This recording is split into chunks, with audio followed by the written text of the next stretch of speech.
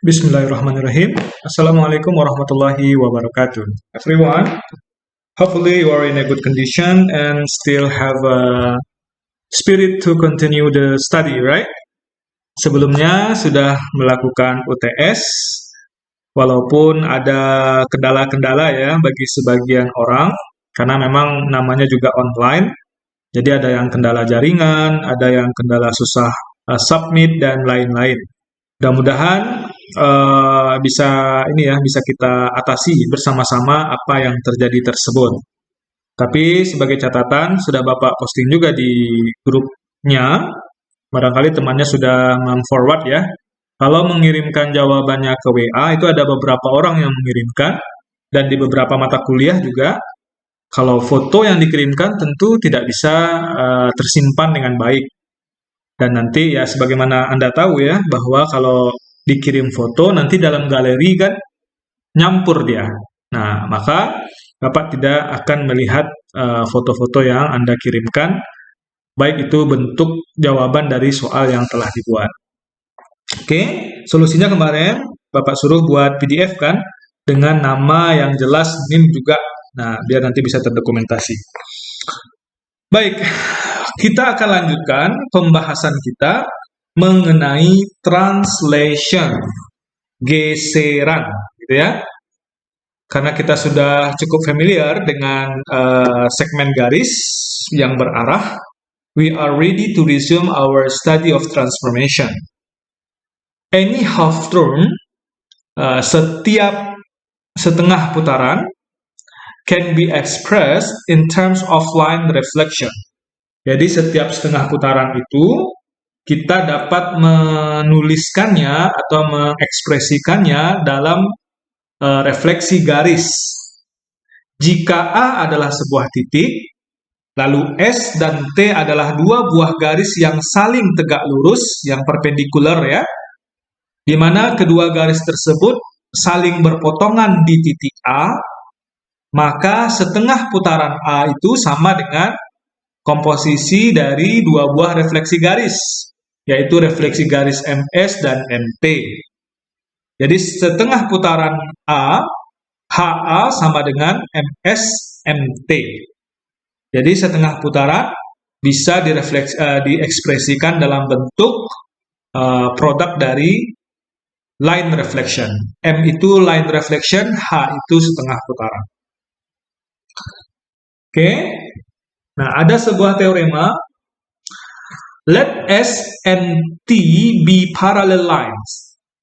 Jadi jika garis S dan garis T itu adalah dua buah garis yang saling paralel, dan kita ambil dua buah titik, yaitu titik W dan titik V, maka segmen garis V double aksen itu sama dengan W double aksen, jika V double aksen itu merupakan hasil refleksi garis MTMS dari titik V. Dan W double aksen itu adalah hasil dari komposisi refleksi garis yang ini, MTMS dari titik W. Ya. Nah, buktinya, nah ini ada pembuktiannya. Pertama, kita buat dulu sebuah sumbu koordinat. Kita tetapkan garis S sebagai sumbu Y. Lalu garis S-nya adalah sumbu Y. Lalu untuk sumbu E kemana? Yaitu kita ambil sebuah garis yang tegak lurus terhadap garis S tersebut sebagai sumbu E. Ya. Nah, lihat nih, ini yang pertama, yang ini dulu, yang sebelah kanan ini, lihat dulu. Perhatikan yang di sebelah kanan terlebih dahulu. Bayangkan ini kosong ya. Kita ambil garis S sebagai sumbu Y. Lalu kita ambil garis lain yang tegak lurus dengan sumbu S tersebut. Jadi ini gambar awalnya, lihat. Nah, sebelum itu ya, sebelum ambil ini apa? Sumbu X sumbu Y, ini refleksi sebelumnya ya, refleksi garis dari titiknya terlebih dahulu. Lihat, dalam ceritanya tadi, dalam teorema tadi, ada garis S dan garis T yang paralel. Ini dia. Garis S dan garis T paralel. Lalu ada dua buah titik, yaitu titik V dan titik W. Nah, apa katanya? V double aksen itu adalah hasil MTMS. Coba lihat. V double aksen adalah hasil dari MTMS. Titik V direfleksikan terhadap garis S, lalu hasilnya direfleksikan lagi terhadap garis T. Nah, ini dia gambarnya. Titik V direfleksikan terhadap garis S, ini dia. Lalu hasilnya ini direfleksikan terhadap garis T. Ini dia hasilnya. Maka V double aksen itu adalah MTMSV. Cara menulisnya ya, langkahnya juga lihat. V double aksen itu adalah MTMSV. Artinya V ini dulu direfleksikan terhadap garis S, hasilnya direfleksikan terhadap garis T. Ini kan composite transformation ya. Begitu juga dengan titik W double aksen. Awalnya titik W direfleksikan terhadap garis S, lalu hasilnya direfleksikan terhadap garis T, hasilnya adalah W double aksen. Ini dia. Jadi ada garis S, ada garis T, ada titik W. Titik W direfleksikan terhadap garis S. Kalau refleksi itu kan dicerminkan ya, jaraknya sama dengan bayangannya. W menjadi W aksen. W aksen ini direfleksikan menjadi W double aksen. Paham bagian pertamanya dari teorema tersebut? Oke. Lalu kita ambil garis S sebagai sumbu Y dan garis tegak lurus dengan garis S itu sebagai sumbu X. Nah, ini dia. Bayangkan yang di sebelah kiri ini kosong terlebih dahulu, kosong ya. Lalu kita ambil garis S yang ini tadi, kita perpanjang dia menjadi sumbu Y. Lalu kita ambil garis sembarang tegak lurus dengan garis S itu, nah itulah dia yang kita misalkan garis sumbu X. Ya. Nah, dari sini, nah berikutnya ya, V dan W may not be assigned koordinat. Jadi kalau sudah ada sumbu Y, sumbu X, kan titik V dan titik W itu bisa dibuat dalam koordinat kan? Misalkan titik V itu koordinatnya adalah V1, V2. Ini V1, V2. Sedangkan titik W itu koordinatnya adalah W1, W2. Ya kan? We must show that if N is the midpoint of V double aksen dan W, garis V double aksen dan W, maka HNV sama dengan W double aksen. Coba lihat. Ini sumbu S, ini sumbu X, ini titik V, ini titik W. Garis T sejajar dengan S. Lalu ini kita refleksikan 2 kali, ini hasilnya. W juga direfleksikan 2 kali, ini hasilnya. 2 kalinya itu MTMS tadi ya, MTMS. Refleksi terhadap garis T, refleksi terhadap garis S dikomposisikan. Lalu, kalau diambil segmen garis dari W sampai ke V double aksen, ya, atau sebaliknya V double aksen sampai W, ada N titik tengahnya. Nah, ingat setengah putaran? Maka HNV adalah W double aksen. HNV adalah W double aksen. Jadi setengah putaran V titik V itu hasilnya adalah W double aksen. Ya kan? Nih, setengah putaran V ini adalah hasilnya W double aksen. Kalau kita berpatokan dengan titik N sebagai sumbu putarnya. Paham bagian ini? V dan W may not be assigned koordinat. Kita bisa tentukan koordinatnya V1, V2, W1, W2 secara berurutan. Lalu kita tunjukkan bahwa jika N adalah titik tengah dari V double aksen dengan W, maka HNV itu hasilnya adalah W double aksen. Dari gambar betul kita lihat ya. Kalau N adalah titik tengah dari V double aksen ke W, maka putaran ini terhadap N, setengah putarannya adalah W double accent dari titik V ini. Since T is parallel to the y-axis, di mana T garis T juga paralel terhadap sumbu Y, kenapa? Karena sumbu Y-nya itu garis S kan? Tadi di awal disebut garis S dan garis T paralel, sejajar. Karena dia sejajar, maka T is defined by the equation X sama dengan K, for some K tidak sama dengan O.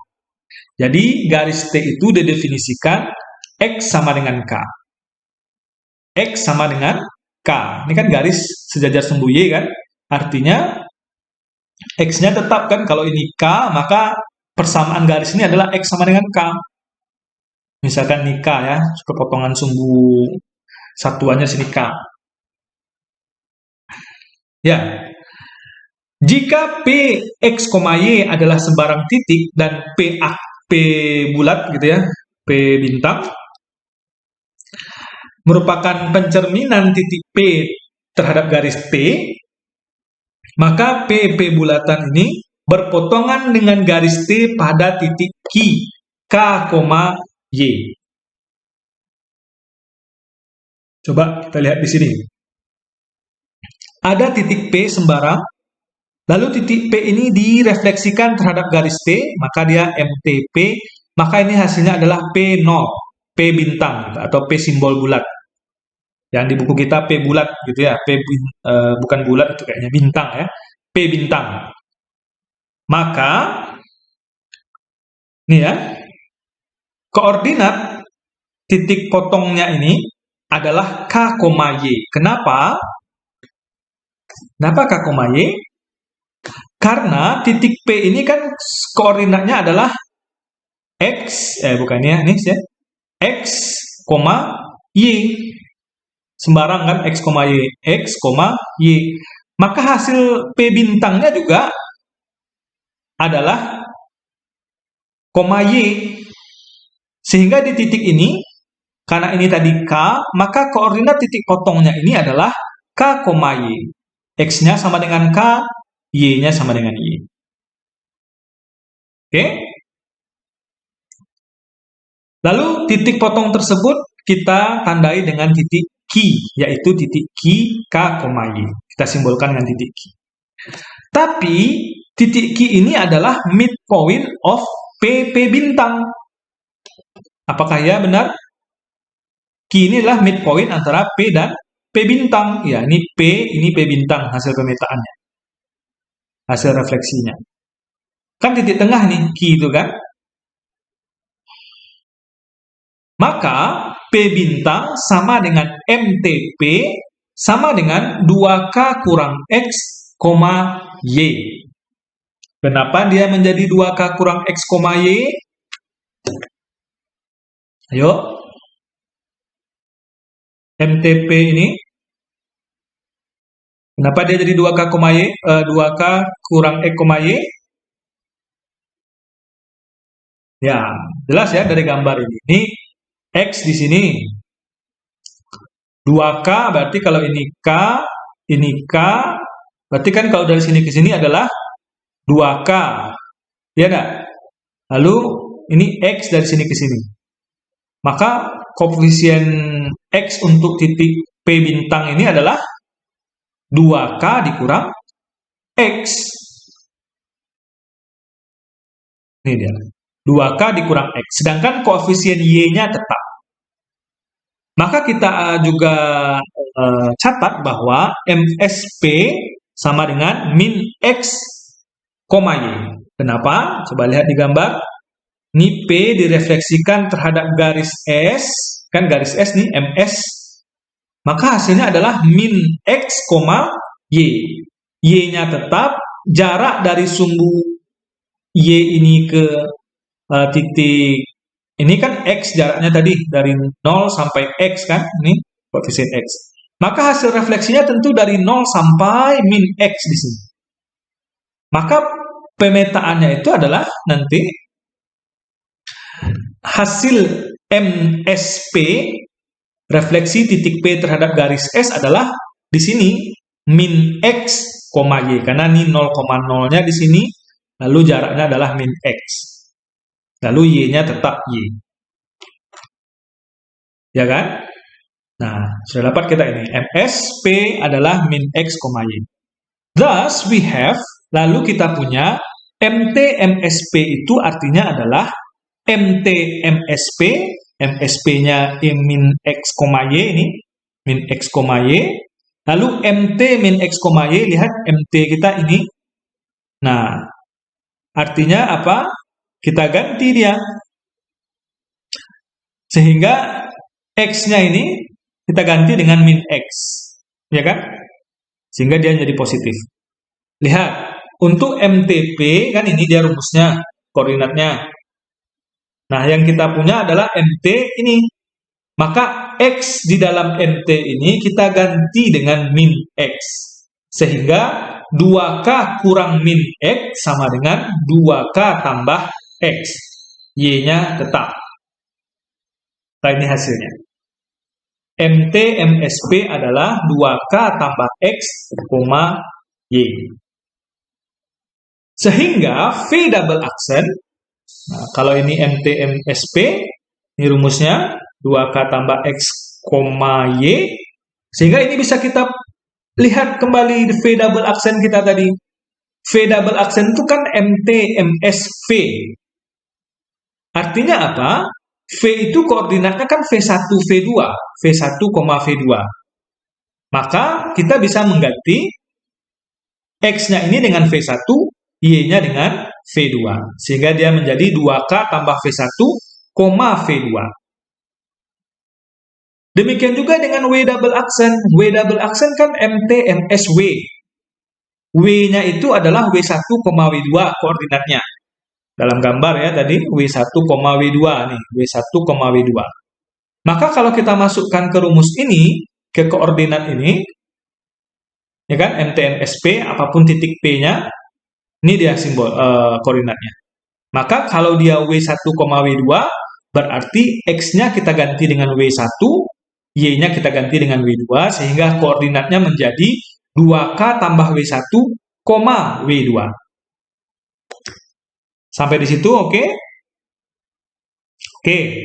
Since N is the midpoint of V double aksen W, lihat, since N is the midpoint of V double aksen W, garis V double aksen W ini titik tengahnya adalah N. Maka koordinat untuk N itu adalah, kalau dia titik tengah tentu V double aksen ini, koordinat X-nya, ini kan koordinat X-nya jadi ini kan, dikurang dengan koordinat W ini kan, sehingga dia 2K tambah V1, oh bukan W double aksen ya, dia W saja. W saja ini adalah W1, W2 koordinatnya. Sekali lagi, garis ini ada dua buah koordinat di sini kan. Koordinat untuk V double aksen adalah 2K tambah V1, X-nya, Y-nya adalah V2. Sedangkan untuk titik W, ujung yang satu lagi, koordinatnya adalah W1, W2. Nih.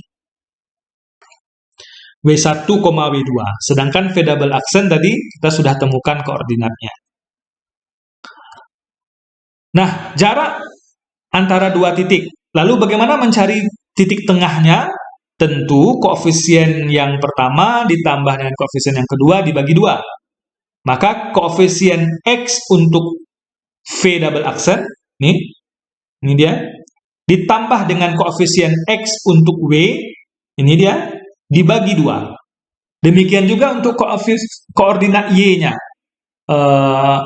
Yang kedua, Y yang double aksen, ditambah dengan W2, dibagi 2. Maka dapatlah kita koordinat titik tengah, yaitu koordinat N.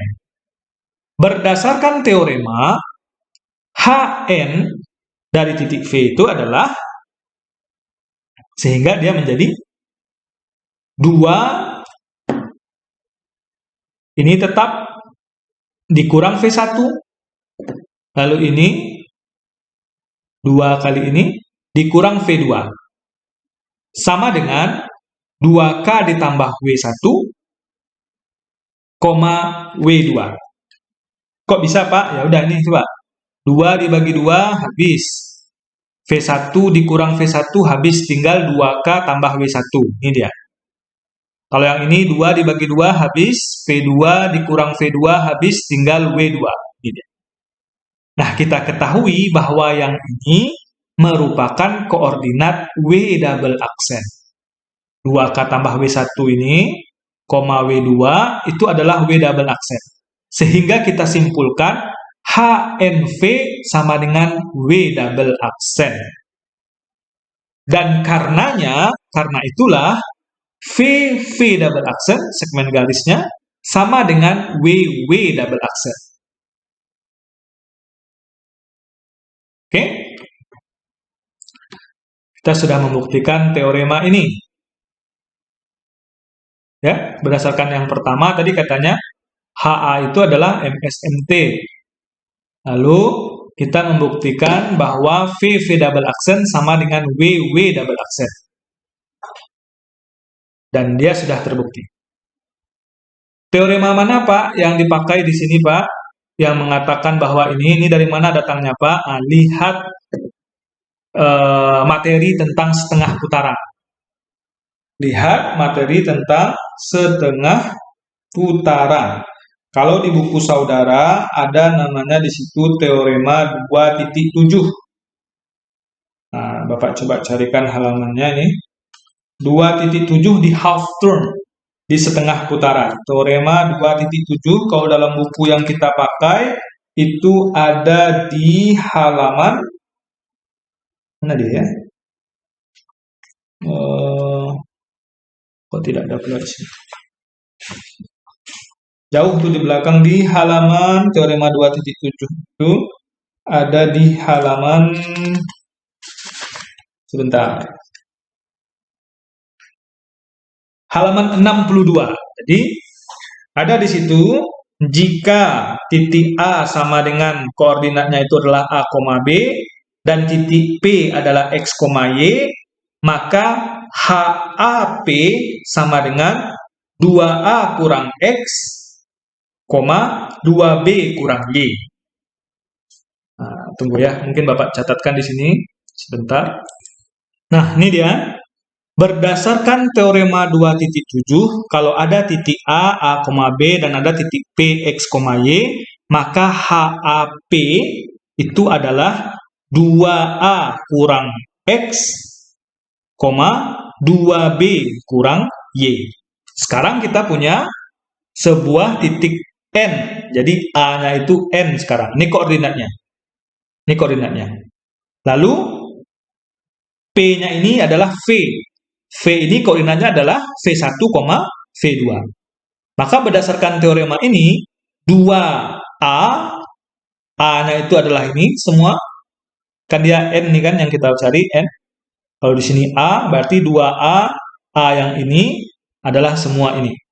2 dikali semua ini, dikurang X. X adalah di sini, yang di titik P. Maka di kita adalah V1, koordinatnya. 2B, B kita adalah ini, lalu kurang Y. Y kita adalah V2. Maka hasilnya ini. Dan terbukti bahwa VV double aksen sama dengan WW double aksen. Kenapa? Ya, karena setengah putarannya sama, gitu ya. We have shown that every directed segment from a point to its image under MTMS is equivalent to every other such directed segment. Therefore, the effect of this transformation is to move every point the same distance in the same direction. This we call a translation, pergeseran, sebuah geseran, gitu ya. Jadi transformasi yang MTMS ini kita disebut menggeser, gitu ya. Menggeser. Apa definisinya? Nah, coba lihat. Sebuah pemetaan S adalah sebuah translasi atau geseran jika terdapat sebuah segmen garis yang berarah. Ini ada panahnya kan? Directed segment Sedemikian sehingga untuk setiap titik P pada bidang, SP sama dengan P aksen, dan segmen berarah PP aksen itu sama dengan AB aksen. AB. Secara gambar kita lihat, kita kecilkan sedikit. Oke. Nah, dilihat. Katanya di sini, kalau ada sebuah garis S, sebentar.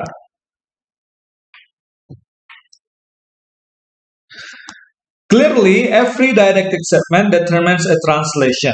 Jadi setiap apa itu adalah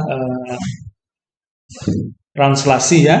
Every didactic segment determines a translation. SAB denote the translation corresponding to segment AB. Jadi SAB ini adalah simbol yang menotasikan segmen translasi yang berkaitan dengan segmen garis AB. Hati-hati dalam buku teman-teman yang berbahasa Indonesia, S ini setengah putaran ya. Nah, kalau kita setengah putaran simbolnya H. Jadi kalau SAB seperti ini artinya sesuai simbol kita adalah translasi yang berkaitan dengan segmen garis AB. Nah, coba lihat. Ini garis AB, segmen garis berarah dari A ke B gitu ya. Segmen garis berarah dari A ke B. Maka SAB dari garis S itu, ini ada sebuah garis S, lalu garis S digeser dengan arah dan jarak yang sama dengan AB ini. Maka garis S ini digeser, semua titik-titik di garis ini akan bergeser. J menjadi J aksen, di mana ini adalah panjangnya sama dengan segmen garis AB, arahnya searah dengan segmen garis AB. Lalu, ini garis hasilnya ini kan L jadi L aksen, K jadi K aksen. Semua ini, titik-titik yang ada di garis ini adalah hasil yang kita sebut dengan SAB dari S. Yaitu segmen garis translasi yang berkoresponden dengan segmen garis AB dari garis S. Nah, kalau ada titik R, dia digeser sejarak yang sama dengan jarak AB ini dan arahnya sama, maka titik ini adalah hasil dari SAB untuk titik R. Kalau garis, ya garis ya SAB dari garis S. Garis ini. Kalau titik gimana? Ya udah, kalau titik ini digeser searah dengan arah AB, jaraknya juga sepanjang itu, maka ini hasil titiknya ini adalah SAB dari titik R. Kalau P begitu juga, maka SAB dari P itu adalah P aksen. Bisa titik yang digeser, bisa garis, dan bahkan bisa bangun datar, segitiga. Lihat, kalau ada segitiga FDE, kalau dia digeser searah AB dan sepanjang jarak AB itu, maka semuanya bergeser menjadi SAB dari segitiga DEF. Nah, ini nanti F aksen, D aksen, dan E aksen. Sorry, F aksen. Ya, E aksen. Ini garis digeser, ini titik digeser, ini bangun datar digeser. Jadi bisa ya. Dan kita simpulkan bahwa setiap dialectic segment determines a translation, dan setiap translasi itu merupakan sebuah transformasi. Ingat bagaimana cara Anda menentukan transformasi ya, jangan sampai lupa. Oke. Nah, berikutnya ada teorema. Jika segmen garis berarah AB sama dengan segmen garis berarah CD, maka SAB sama dengan SCD. Ya, translasi yang koresponden terhadap garis AB itu sama dengan translasi yang koresponden terhadap garis CD. Ya, ini. Lalu ada teorema berikutnya. Jika garis S dan garis T adalah dua buah garis yang paralel, dan kita buat CD, segmen dialectic segmen CD adalah perpendicular segment from S to T. Jika AB sama dengan 2CD, maka SAB sama dengan MTMS. Jangan sampai terbalik. Lihat, ada garis S dan garis T paralel. Ini dia. Ya. Lalu ada garis berarah CD dari C sampai ke D. Ya. Dia tegak lurus dari S ke titik T. Sampai sini. Nah, jika katanya AB sama dengan 2CD, kan ini CD-nya satu kali, lalu ini C double aksen ini kan hasil refleksinya MTMSC. Nah, kalau AB itu 2CD, maka SAB sama dengan MTMS. Ya atau tidak nih? Nah, mari kita buktikan. Kita buktikan dengan mengambil sembarang titik P. Nih, sembarang titik P. Lalu P bintang adalah SABP. P bintang adalah SAPB. Dan P double aksen adalah MTMSP. Lihat, ada garis AB ini, sepanjang ini. Lalu kita lihat P bintang katanya adalah P ini digeser, P itu digeser, titik P ini digeser searah dengan segmen garis AB dan jaraknya juga sama pergeserannya itu. Maka P ini kita lihat ya, panjangnya segini, berarti dia kira-kira sampai ke sini. Arahnya juga sudah sama. Nah, kita ingin menunjukkan bahwa P bintang itu sama dengan P double aksen. Kalau P double aksen dihasilkan dari titik P direfleksikan terhadap garis S, ini hasilnya. Lalu hasilnya ini direfleksikan terhadap garis T, ini hasilnya. Sehingga P double aksen ini adalah MTMSP. Sedangkan P bintang yang juga titik ini adalah hasil dari translasi terhadap segmen garis berarah AB dari titik P ini.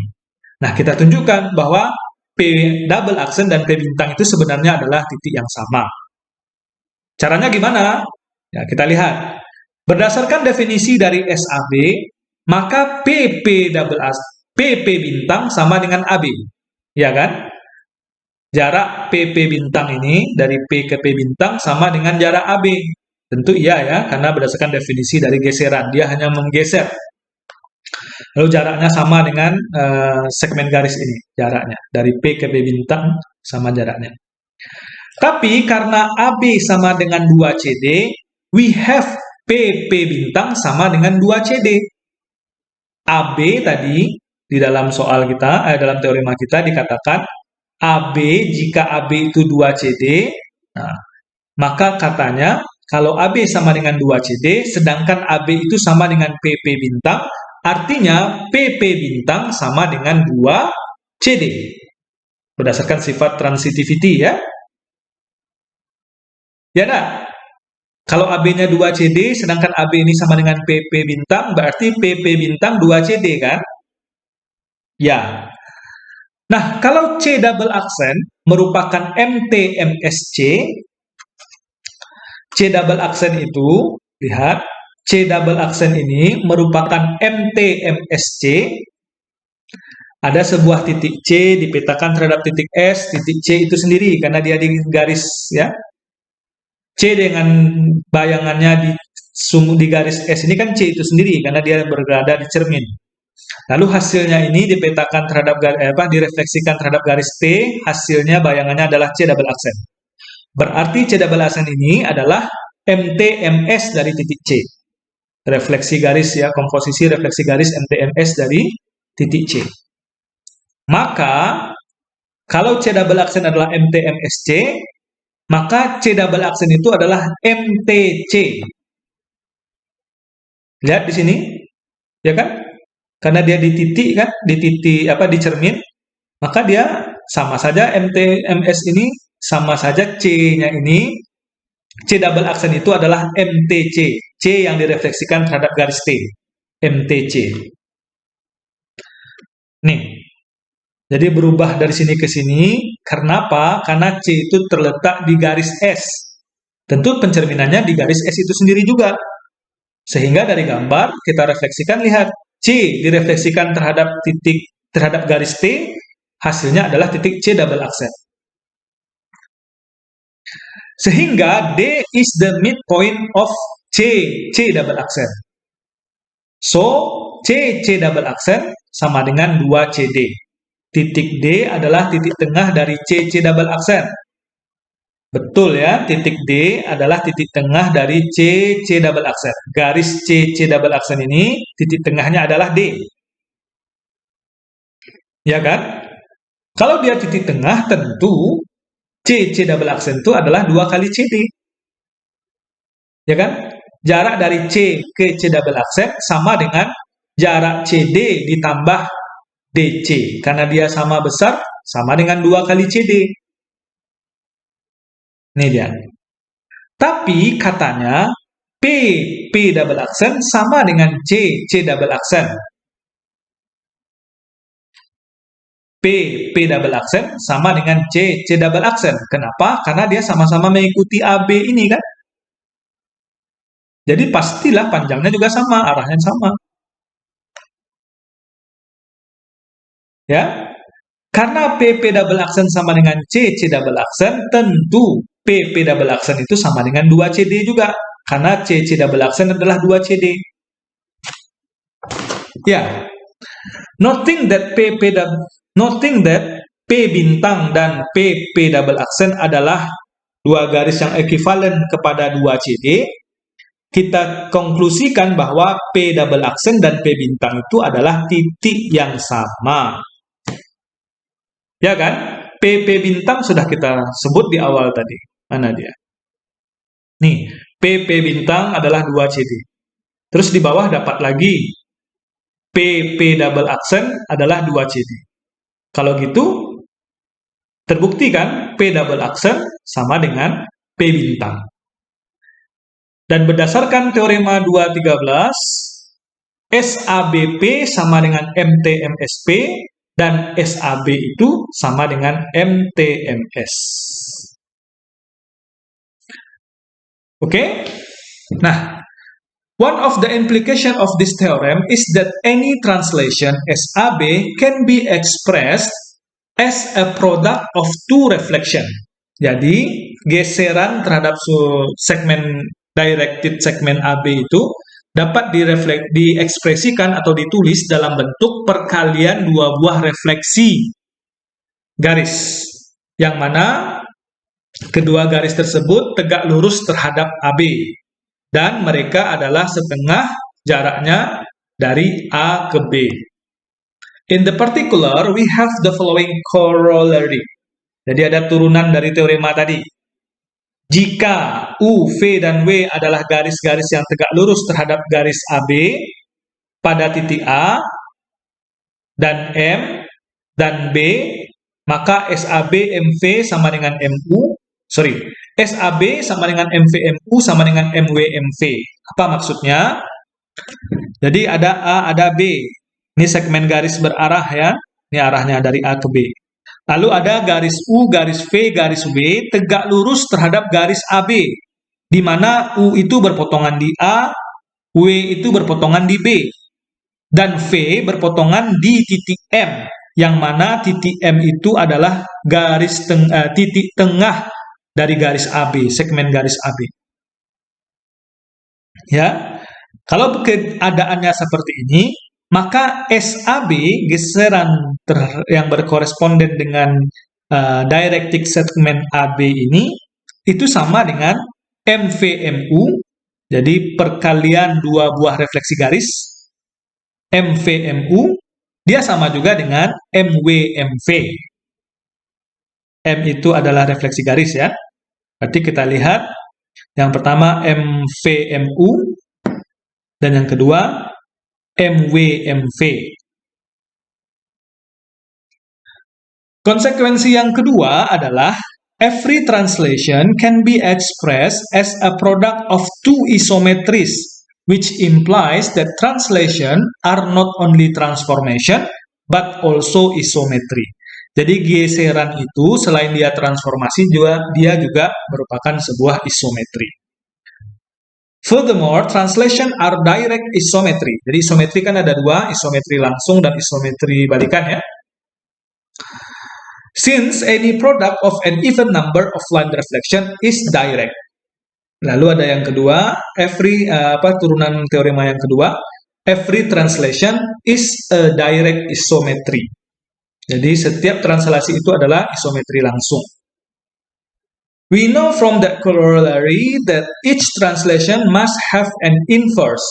It is intuitively apparent that, jadi secara intuisi sangat jelas nampak bahwa jika SAB adalah sebuah translasi, maka inverse-nya haruslah sama dengan SBA. Kebalikannya ya, lihat. Ini SAB, inverse-nya adalah SBA. To prove it carefully, however, we shall again apply Theorem 216. Lihat, SAB itu kan sama dengan MTMS. Tadi ya, kalau ada SAB, maka dia sama dengan MTMS. Sama dengan MUMT. Ya. Dan SBA itu, kalau dari BA berarti kebalikannya. MTMU, MS, MT.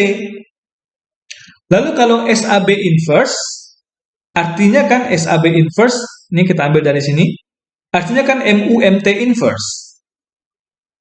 Nah, kalau ini dibuka kan artinya ini, MT inverse dikali MU inverse.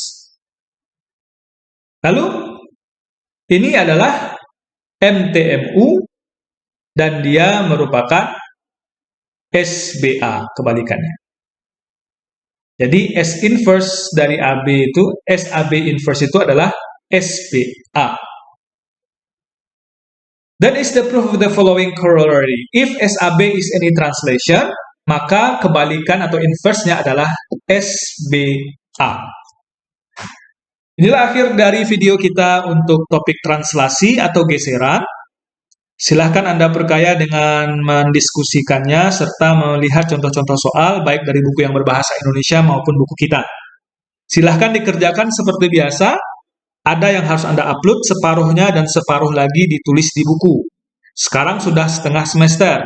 Jangan lupa Anda harus mengumpulkan buku latihannya nanti yang lengkap kepada Bapak secara offline. Jadi boleh dikumpul melalui JNE atau dikumpulkan ke temannya yang di Padang, lalu temannya tersebut mengumpulkan ke Bapak. Terima kasih. Selamat belajar. Assalamualaikum warahmatullahi wabarakatuh.